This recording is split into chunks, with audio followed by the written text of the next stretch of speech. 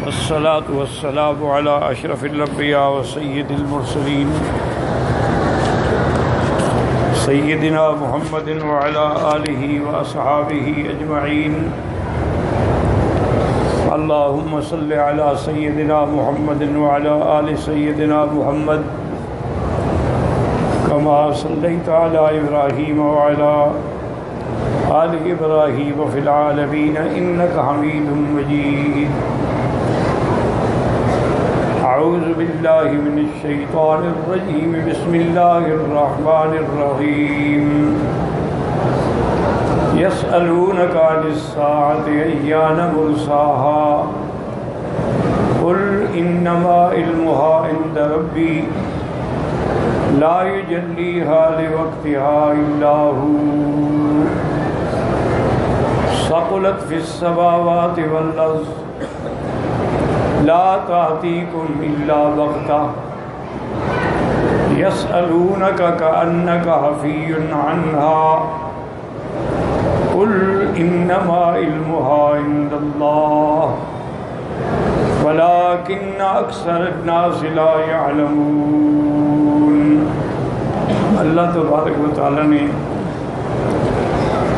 کلام مقدس کی ان آیات مبارکہ میں مسئلہ معاد، مسئلہ قیامت کے بارے میں ارشاد فرمایا ہے. سابقہ دروس میں جیسے میں نے عرض کیا تھا کہ یہ تین بنیادی مسئلے ہیں. اسی پر آدمی کی نجات بھی ہے، فلاح بھی ہے، اور اس سے ہٹ جائے تو پھر ہلاک. سب سے پہلا مسئلہ اللہ کی توحید ہے، اور اس میں توحید کی ساری قسموں پر ایمان ہو. توحید ربوبیت ہو، توحید الوہیت ہو، توحید فی الاسماء والصفات ہو، توحید فی الافعال ہو، ان پر ایمان ہر حال میں لاتی. اور دوسرا مسئلہ جو ہے وہ نبوت و رسالت ہے کہ اللہ نے جتنے انبیاء بھیجے ہیں، رسول بھیجے ہیں، ان سب پر ہمارا ایمان. کیا مصیبت پھر ختم ہو گیا. انا للہ و انا الیہ راجعون. لا حول ولا قوة الا باللہ العلی العظیم. کہ اللہ تبارک و تعالی نے جتنے پیغمبر بھیجے ہیں ان کی تعداد اللہ کو معلوم. یہ جو ایک مشہور بات ہے نا کہ 1,24,000 پیغمبر، یہ غلط ہے، اور نہ کبھی ہمیں یہ کہنا چاہیے، کیونکہ اگر اس سے کم ہوئے تو پھر ہم نے نعوذ باللہ غلط لوگوں کو نبی بنا دیا، اور اگر اس سے زیادہ ہوئے تو اس کا معنی یہ ہے کہ کچھ پیغمبروں پر ہم ایمان نہ لے آئے. تو اس لیے بس جو اللہ نے بھیجی. آمن الرسول بما انزل الیہ من ربہ والمؤمنون کل آمن باللہ وملائکتہ وکتبہ ورسلہ. اللہ نے تعداد معین نہیں کی.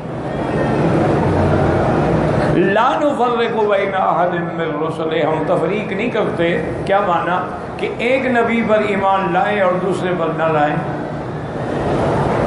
جیسے کہ یہود و نصارہ ہیں، یہودی موسیٰ علیہ السلام پر ایمان لاتے ہیں لیکن عیسیٰ علیہ السلام کے منکر ہیں، اور نصارہ جو ہیں وہ عیسیٰ علیہ السلام پہ ایمان لاتے ہیں، موسیٰ علیہ السلام کے منکر ہیں.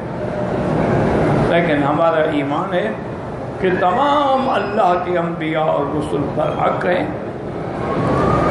البتہ ایک حدیث مبارک میں رسولوں کے بارے میں تعداد آئی ہے کہ 313.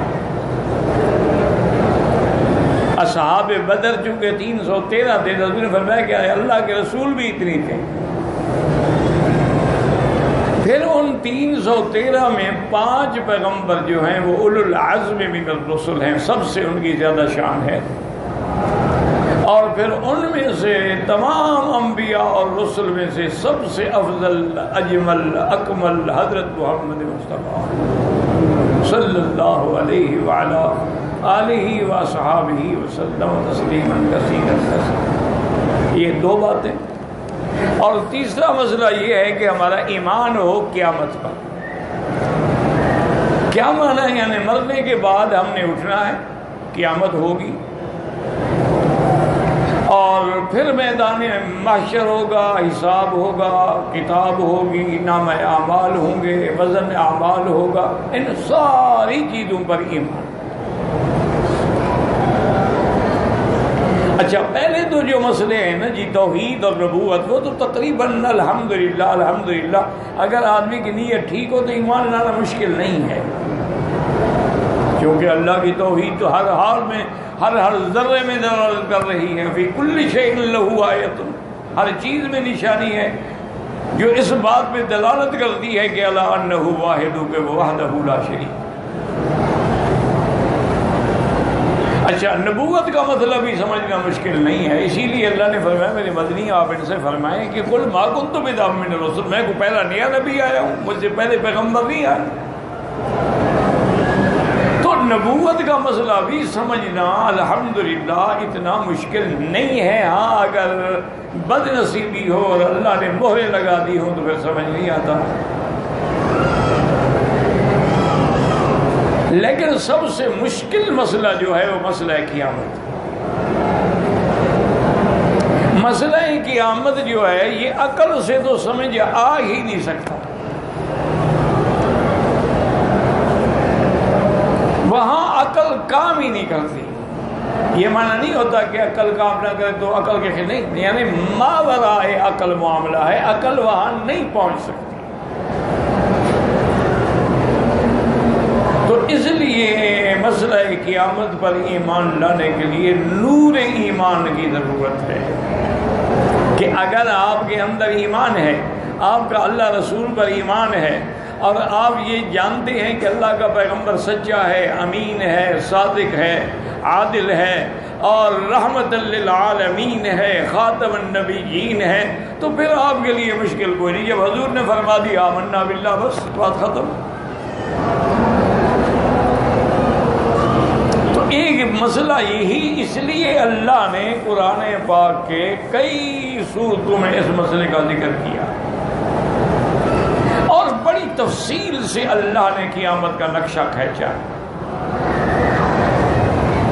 اور پھر قیامت کے کئی نام ہیں، جیسے قیامت بھی نام ہے، لا اقسم بیوم القیامت ولا اقسم بالنفس اللوامہ، قیامت۔ اسی طرح اس کا نام الحاقہ بھی ہے، الحاقۃ ما الحاقۃ وما ادراک ما الحاقہ۔ اسی طرح اس کا نام قاریہ بھی ہے، القاریۃ ما القاریۃ وما ادراک ما القاریہ۔ اسی طرح اس کا نام الساعہ بھی ہے، وَأَنَّ السَّاعَةَ آتِيَةٌ لَا رَيْبَ فِيهَا وَأَنَّ اللَّهَ يَبْعَثُ مَن فِي الْقُبُورِ۔ تو یہ سارے نام ہیں جو اس کی عظمت اور اس کی ہیبت پہ دلالت کرتے ہیں کہ قیامت جو ہے ایک بہت بڑا زمین و آسمان میں ایک عظیم حادثہ ہو۔ اور جیسے اللہ نے ہمیں انفرادی موت کا علم نہیں دیا کہ ہم پر موت کب آئے گی، یہ کوئی نہیں جانتا، اور اس میں بھی اللہ کی رحمت ہے۔ اگر ہمیں پتا ہو کہ ہم نے کل مرنا ہے تو کل آنے سے پہلے آپ گویا کہ مر جائیں گے، یہ بھی اللہ کی رحمت ہے کہ اللہ نے ہم سے چھپا لیا ابھی کب مرنا ہے۔ آدمی کام کر رہا ہے موت آ گئی۔ اس لیے یہ ایسی چیزیں ہیں کہ جن کا علم اللہ نے کسی کو نہیں دیا ہے کہ آدمی نے کب مرنا ہے اور کہاں مرنا ہے۔ اسی طرح تاریخ میں آتا ہے کہ ابو المنصور ایک بادشاہ گزرے ہیں، انہوں نے خواب میں زیارت کی حضرت عزرائیل علیہ السلام جو ملک الموت ہے۔ جب زیارت کی تو ان سے یہ بھی پوچھا کہ اگر مہربانی کریں تو مجھے بتا دیں کہ میری موت کب ہوگی، میری زندگی کتنی باقی ہے۔ تو تو فرماتی ہیں کہ خواب میں ملک الموت نے ایسے اشارہ کیا اور اس کے بعد میری آنکھ کھل گئی۔ اب بادشاہ تھے، پریشان ہو گئے، انہوں نے بلایا اپنے مولویوں کو، اپنے لوگوں کو بلایا انہوں نے۔ اب دنیا میں یہ تاریخ ہے کہ ہمیشہ مولوی ہر قسم کے ہوتے ہیں، علماء حق بھی ہوتے ہیں، علماء سو بھی ہوتے ہیں، یہ ساری زندگی کی بات ہے، تمام ادوار کی بات ہے، ہر دور میں ایسا ہوتا ہے۔ کچھ مولوی ایسے ہوتے ہیں جو سرکاری درباری ہوتے ہیں کہ جو سرکار کا موڈ آیا اسی کے مطابق فتویٰ دے دیا، بس انہوں نے بادشاہ کو خوش کرنا ہوتا ہے۔ لیکن علماء حق بھی ہوتے ہیں جو کسی کی پرواہ نہیں کرتے۔ تو اس نے بہت سارے مولوی صاحبان کو پوچھا کہ بھئی یہ کیا مطلب ہے؟ کسی نے خوشامد میں کہا کہ جی اس سے مراد ہے کہ ابھی آپ نے 500 سال زندہ رہنا ہے۔ جو کم خوش آمدی تھے انہوں نے کہا کہ جی 500 سال تو خیر اس امت کی عمر ہی نہیں ہے، معلوم یہی ہوتا ہے کہ آپ نے مزید ابھی 50 سال زندہ رہنا ہے۔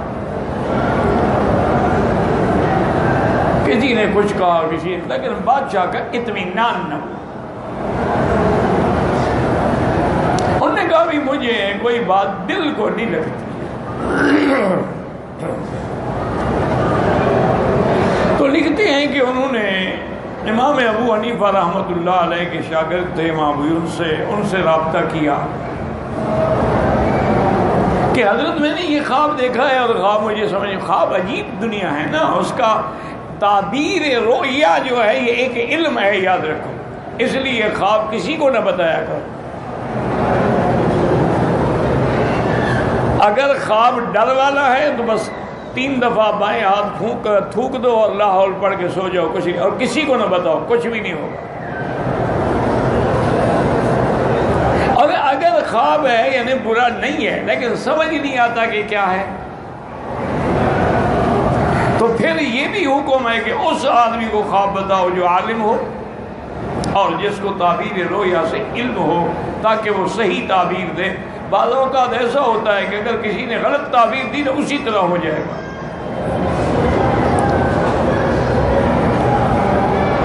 باقاعدہ یہ حدیث میں موجود ہے کہ الرؤیا علی رجل طائر، خواب ایسے ہوتا ہے کہ جیسے پرندے کے پاؤں پہ کوئی دانہ رکھا ہو، اڑے گا تو وہ گر جائے گا۔ تو اس لیے اگر کسی غلط آدمی کو بتائیں گے تو وہ غلط تعبیر دے گا، تو کبھی ہو سکتا ہے کہ ایسے ہو جائے۔ انبیاء علیہم الصلاۃ والتسلیم میں اللہ نے یہ علم جو ہے حضرت یوسف علیہ السلام کو دیا تھا، اور حضور صلی اللہ علیہ وسلم کو بھی اللہ نے یہ علم عطا فرمایا تھا، اور حضور کے بعد پھر صحابہ میں سب سے زیادہ حضرت ابو بکر صدیق رضی اللہ تعالی عنہ کو اللہ نے علم دیا تھا۔ اور اسی طرح پھر تابعین میں بڑے بڑے لوگ پیدا ہوئے ہیں، جیسے محمد بن سیرین ہیں، ان کو بھی اللہ نے تعبیر رؤیا کا علم دیا تھا، اور انہوں نے اس پہ کتابیں بھی لکھی ہیں۔ وہ بہت بڑے معبر تھے، کیونکہ خواب بڑی مشکل چیز ہے۔ خواب کبھی جو آپ دیکھتے ہیں نا اس کے بالکل الٹ ہوتا ہے، اور کبھی خواب بالکل اسی طرح ہوتا ہے جیسے آپ دیکھتے ہیں۔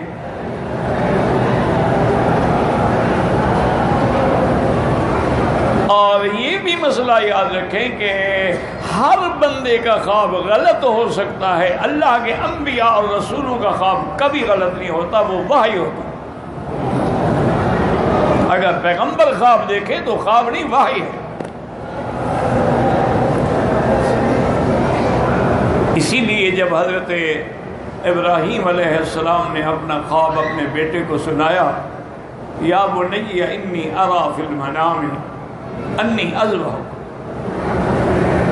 بیٹے مجھے خواب میں دکھلایا گیا ہے کہ میں تمہیں ذبح کر رہا ہوں، فانظر ماذا تری، تم بھی غور کر کے جواب دو کہ اب تمہارا کیا منشا ہے۔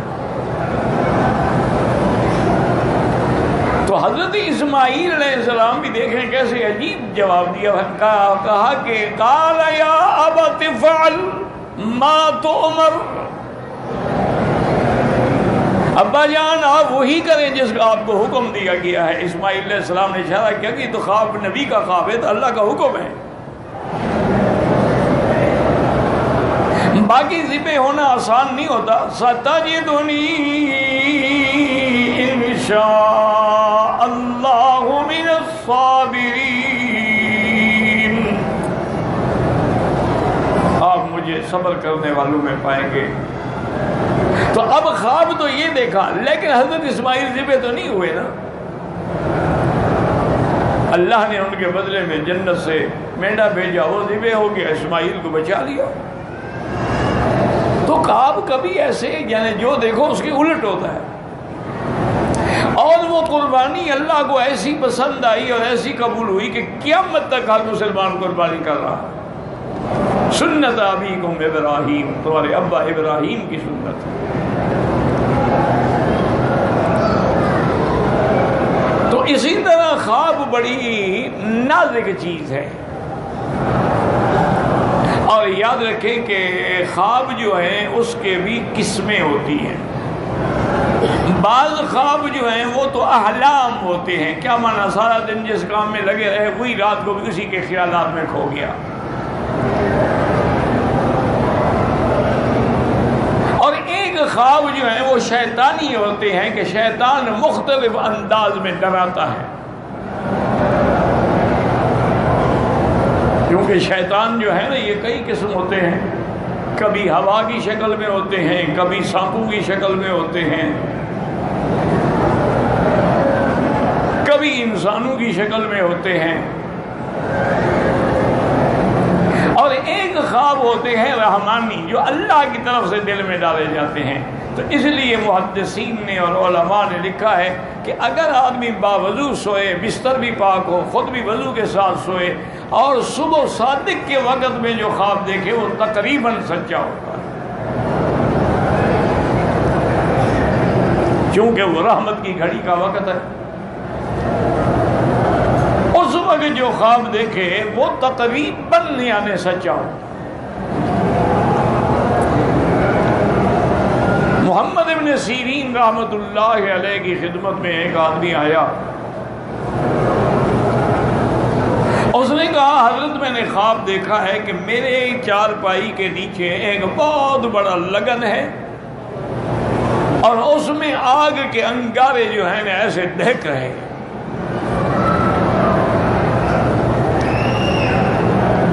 آپ نے فرمایا اچھا خواب ہے، تمہیں اللہ کی طرف سے کوئی دولت ملے گی، اللہ کی طرف سے تمہیں دولت ملے گی، وہ ہیرے جواہرات کی شکل میں بھی ہو سکتی ہے۔ چلا گیا۔ پھر کچھ عرصے کے بعد ایک اور آدمی ہے، اس نے بھی وہی خواب بتایا کہ حضرت میں نے خواب دیکھا ہے کہ میری چارپائی کے نیچے ایک بڑا لگن ہے اور اس میں انگارے دہک رہے ہیں۔ آپ نے فرمایا تمہارے گھر کو آگ لگی ہے، تو جلدی جاؤ۔ تو شاگردوں نے کہا کہ حضرت آپ بھی بادشاہ ہیں، کسی کو بتاتے ہیں دولت ملے گی، اس غریب کو بتایا تیرے گھر کو آگ لگ جائے گی۔ انہوں نے کہا اللہ کے بندے میں نے نہیں بتایا، تعبیر بنتی ایسی تھی۔ اس نے جب خواب دیکھا تھا تو سردیوں کا موسم تھا، تو سردیوں کے موسم میں آگ نعمت ہوتی ہے، ہر کوئی گھر میں آگ جلاتا ہے کہ گرمی رہے۔ اس نے جو خواب دیکھا یہ گرمیوں کا موسم ہے، گرمیوں کا موسم میں تو آگ عذاب ہوتی ہے۔ میں نے کوئی غلط تعبیر تو نہیں دی۔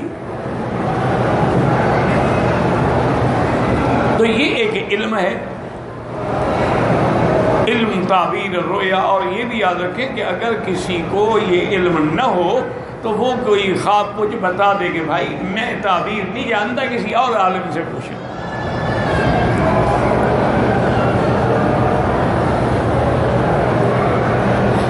اسی طرح حضور صلی اللہ علیہ وسلم کو خواب پسند بھی بہت تھے، چونکہ آپ کی پیدائش کا تعلق بھی تو ایک خواب سے ہے نا۔ آپ نے فرمایا کہ رؤیا امی الذی رات، میں اپنی ماں کا وہ خواب ہوں جو انہوں نے دیکھا تھا۔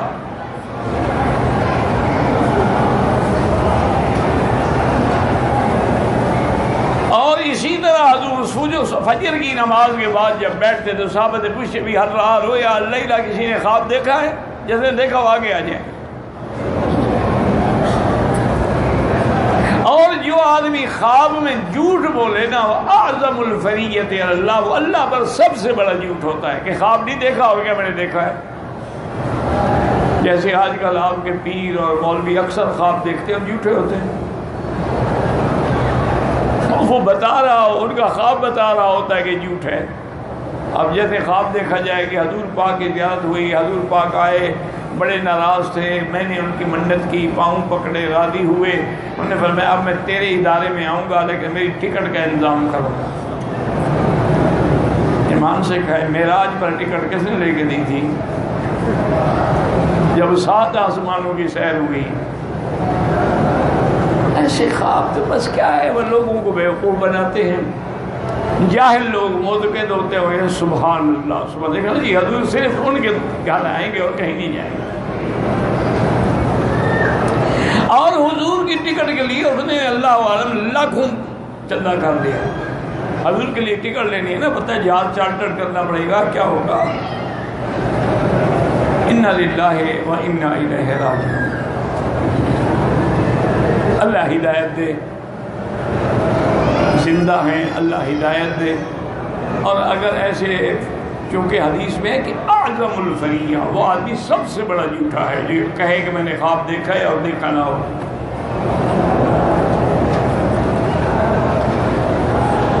اسی طرح سیدہ عائشہ صدیقہ رضی اللہ عنہا نے بھی خواب دیکھا اور اپنے ابے کی خدمت میں عرض کیا کہ ابا جان میں نے آج رات بڑا عجیب خواب دیکھا ہے کہ آسمان کا چاند اترا اور میرے حجرے میں آ کے غائب ہو گیا. پھر دوسرا چاند اترا میرے حجرے میں غائب ہو گیا. پھر تیسرا چاند اترا میرے حجرے میں غائب ہو گیا. سیدنا ابی بکر رضی اللہ عنہ بالکل خاموش ہو کے چپ کر کے گھر سے چلے. بی بی عائشہ فرماتی ہے حالانکہ یہ آپ کی عادت مبارک نہیں تھی، آپ تعبیر دے دیتے تھے لیکن آپ نے کوئی تعبیر نہیں دی، میں بھی ڈر کے خاموش ہو گئی. تو سیدہ فرماتی ہیں کہ جب دفن رسول اللہ صلی اللہ علیہ وسلم فی حجرتی، جب سب سے پہلے سرکار دو جہاں کی وفات ہوئی اور میرے حجرے میں حضور کی قبر مبارک بنی اور آپ دفن ہوئے، تو ابا روتے ہوئے آئے اور کہا کہ عائشہ ھذا اول قمر من اقمارک، آج پہلا چاند تیرے گھر میں آ گیا. پھر حضرت ابو بکر بھی وہیں دفن ہوئے، حضرت عمر بھی وہیں دفن ہوئے، تو تینوں چاند جو تھے جمع ہو گئے.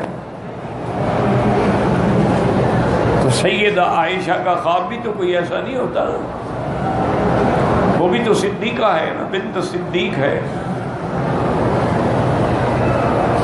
تو اب جناب بادشاہ نے بلایا کہ حضرت میں نے یہ خواب دیکھا ہے کہ میں نے اسرائیل علیہ السلام، انہوں نے کہا میں ملک الموت ہوں. میں نے کہا یار ملک الموت ہو تو تمہارے پاس ریکارڈ ہوگا نا، میری کتنی زندگی باقی ہے. وہ اشارہ کر کے چلے گئے. انہوں نے کہا حضرت تم نے ٹھیک کیا ہے. انہوں نے بتلایا کہ خمس لا یعلمہن الا اللہ. حضور کی حدیث ہے کہ یہ 5 چیزیں ہیں جن کا علم اللہ کے سوا کسی کو نہیں.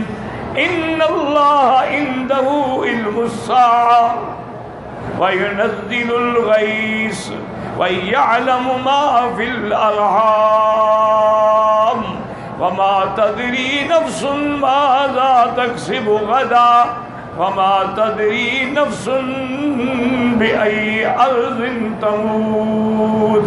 اللہ نے فرمایا یہ 5 چیزیں ہیں، قیامت کا علم اللہ کو ہے کہ کب ہوگی، کس تاریخ کو ہوگی.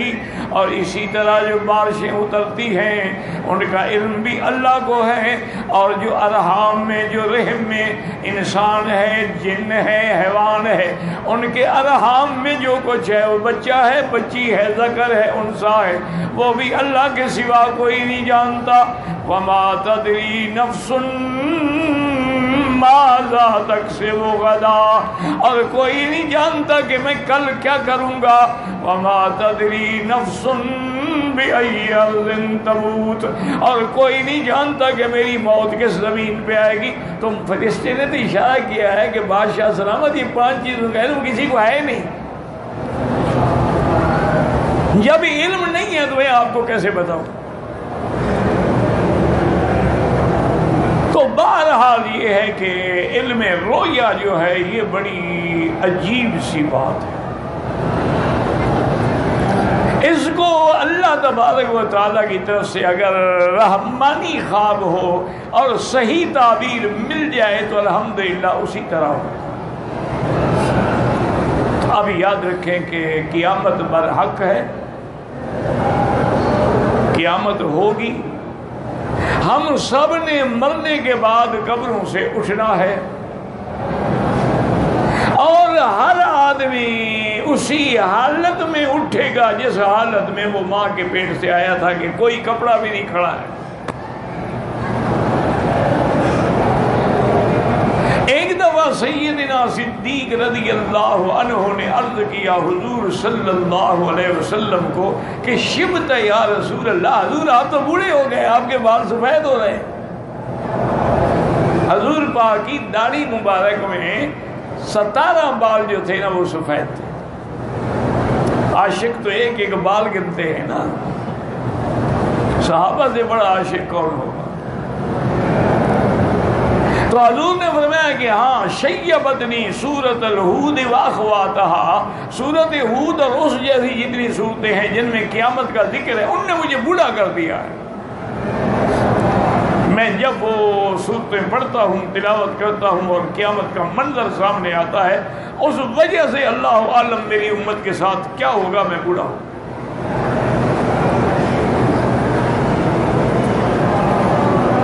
اب یاد رکھیں کہ قیامت کا علم جو ہے نا وہ اللہ کے سوا کسی کو نہیں ہے.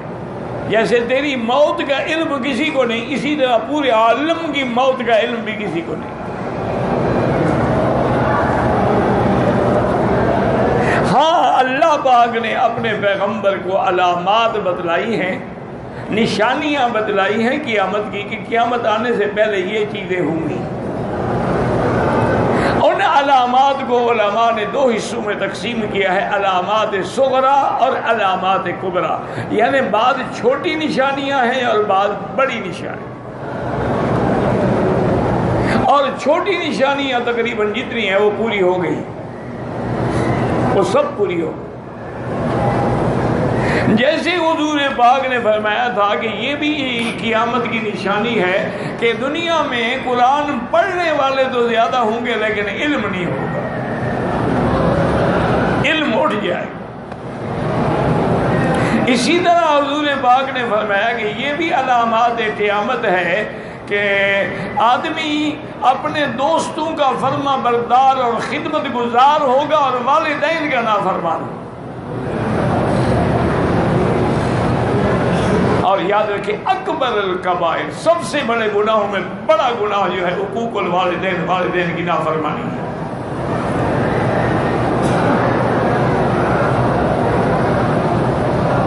یعنی آدمی دوستوں کے لیے بڑا ہی فراغ دل ہے بڑا، لیکن والدین کا نافرمان ہے. یہ بھی قیامت کی علامت. اور اسی طرح حضور نے فرمایا کہ یہ بھی علامات قیامت میں ہیں کہ لوگ اپنی بیویوں کے حکم پہ چلیں گے لیکن ماؤں کے گستاخ.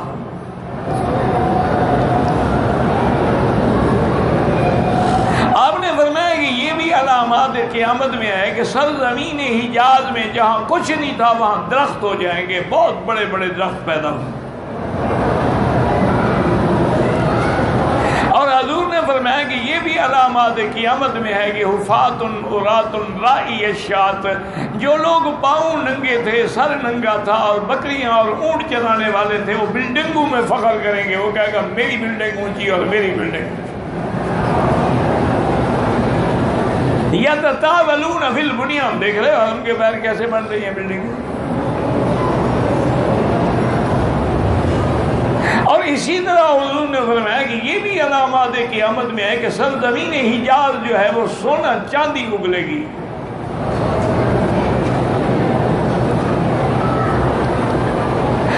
اسی طرح حضور نے فرمایا کہ یہ بھی علامات قیامت میں ہے کہ میری امت کے لوگ بھی نعوذ باللہ اپنی ماں سے زنا کریں گے، اپنی بیٹیوں سے زنا کریں گے۔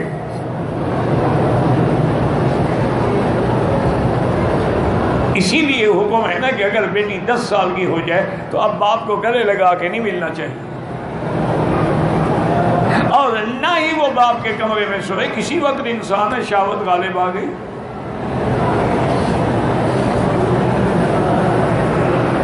لوگ تو بیٹیوں سے، بالغ بیٹیاں ان سے مٹھیاں مرواتے ہیں، نعوذ باللہ ثم نعوذ باللہ۔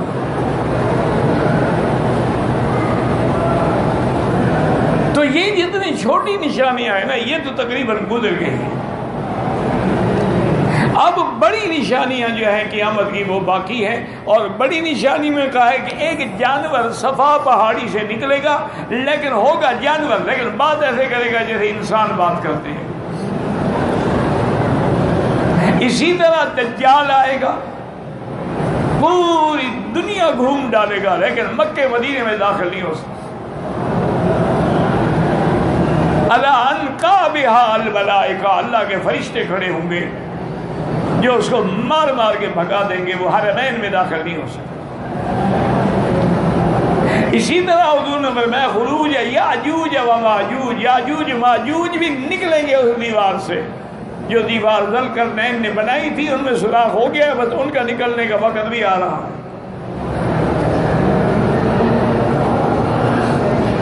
اور اسی طرح آپ نے فرمایا کہ سب سے بڑی نشانی جو ہے وہ نزول عیسیٰ ابن مریم، حضرت عیسیٰ ابن مریم آسمانوں سے اتریں گے اور علی منارۃ شرقیہ بیضاء دمشق، دمشق میں شرقی مینارے پہ اتریں گے،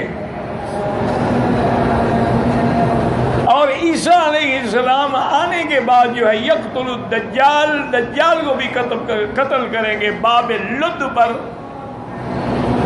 اور دجال کی جب نظر پڑے گی یذوب کما یذوب الملح فی الماء، ایسے پگھلنا شروع ہو جائے گا جیسے نمک پانی میں پگھل جاتا ہے۔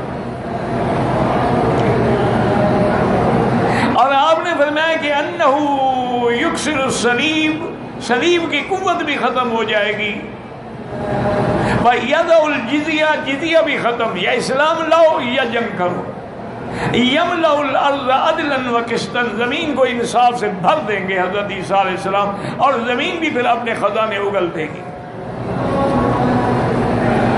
اور آپ نے یہ بھی فرمایا کہ عیسیٰ علیہ السلام شادی بھی فرمائیں گے،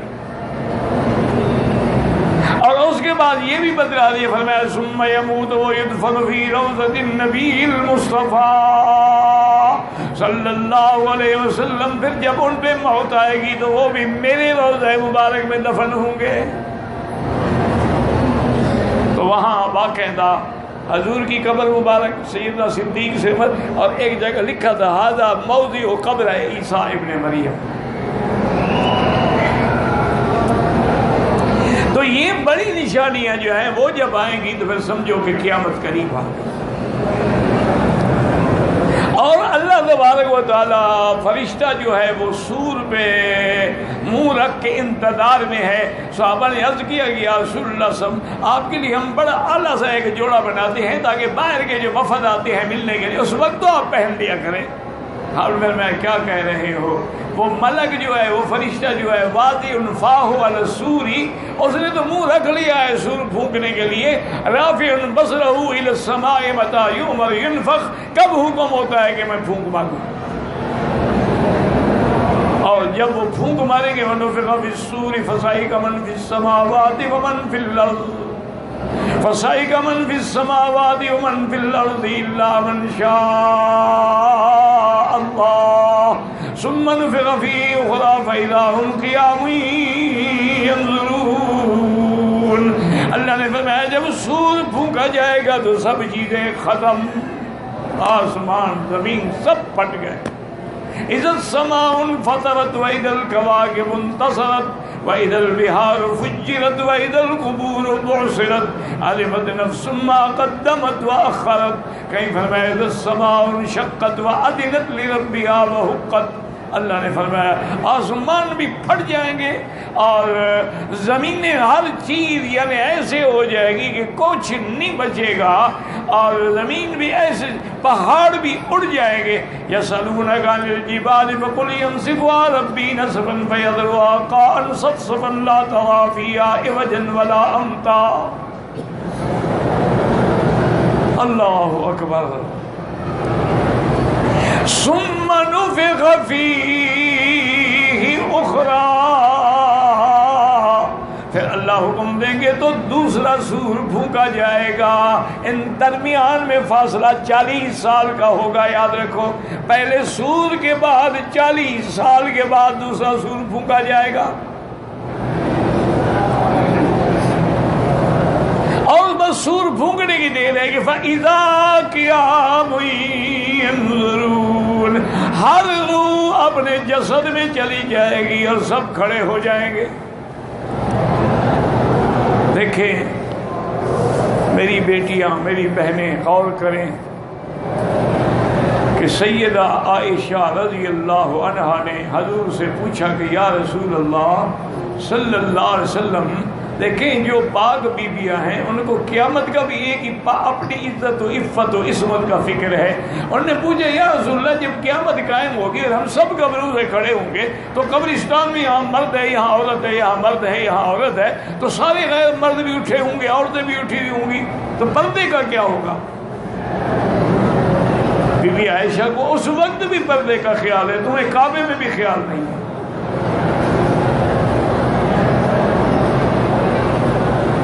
عورتیں ایسے پھر رہی ہیں انا للہ جیسے کوئی انارکلی اور مال روڈ کی سیر پہ نکلی ہو، کوئی احساس ہی نہیں، ہر کسی کے ہاتھ میں موبائل ہے، کیمرہ ہے، سیلفیاں بن رہی ہیں، فوٹو کھینچے جا رہے ہیں، کہے لگ رہے ہیں۔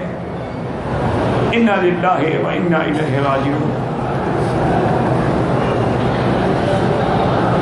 تو حضور نے فرمایا کہ بی بی عائشہ کیا کہہ رہی ہو؟ وہ وقت ایسا ہوگا کہ جو آدمی شاخصتاً ابصارہم، آنکھیں اونچی ہیں، پھٹ گئی تو پھٹ گئی، اس کو طاقت ہے کہ ادھر ادھر نظر ڈالے، اور اس نفخ صور کے بعد وہ قیامت کا وقت جو آئے گا، وَأَشْرَقَتِ الْأَرْضُ بِنُورِ رَبِّهَا وَوُضِعَ الْكِتَابُ وَجِيءَ بِالنَّبِيِّينَ وَالشُّهَدَاءِ وَقُضِيَ بَيْنَهُم بِالْحَقِّ وَهُمْ لَا يُظْلَمُونَ۔ اللہ تعالیٰ جیسے ان کی شان کو زیبا ہے، میدان محشر میں تشریف لائیں گے اور انصاف شروع ہو جائے گا۔ دعا کریں اللہ ہماری موت بھی ایمان پہ آئے اور آخری کلمہ جو زبان پہ جاری ہو لا الہ الا اللہ محمد الرسول اللہ، اور اللہ عذاب قبر سے بھی محفوظ فرمائے، عذاب حشر سے بھی محفوظ فرمائے، اور سرکار دو عالم کی شفاعت نصیب فرمائے۔